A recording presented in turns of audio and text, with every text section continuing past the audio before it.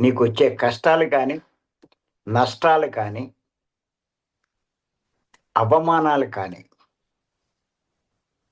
నీ ఆత్మ ఎదుగుదలకు సోపానాలు, మార్గాలు అని చెప్పి. కరెక్ట్ అది. కష్టాలకి బాధపడవలసిన పనేమీ లేదు. జ్ఞానం ఉన్నవాడికి తెలుస్తుంది. సంతోషంగా అనుభవిస్తాడు. అరే! నా భర్త వల్ల ఈ బాధలొస్తున్నాయి.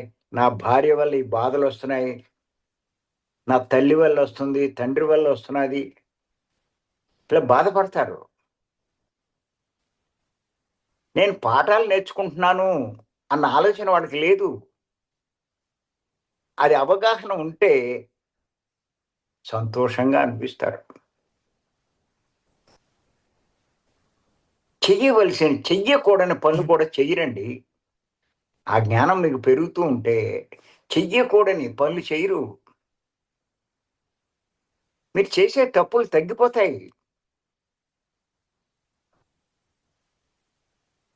అది. అంచేత మీ ఇష్ట ప్రకారమే ఏదైనా సరే. అలాగే కొన్ని కర్మలు అనుభవించాలి అంటే జీవితంలో స్త్రీ జన్మ ఎంచుకుంటారు.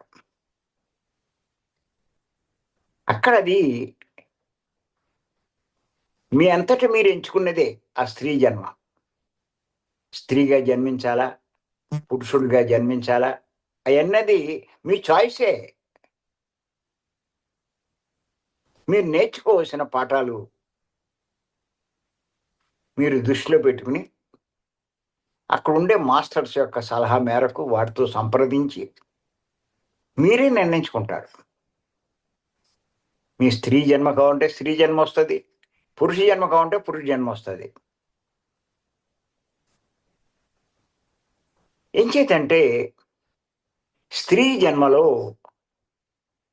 ఎక్కువ పాఠాలు నేర్చుకునేడానికి అవకాశం ఉంటుంది. గతంలో చేసిన కర్మలు అనుభవించే అవకాశం స్త్రీ జన్మలోనే ఎక్కువుంటుంది. పురుష జన్మలో ఎక్కువ చేస్తారు. ఆ స్త్రీగా జన్మ తీసుకొని అనుభవిస్తారు.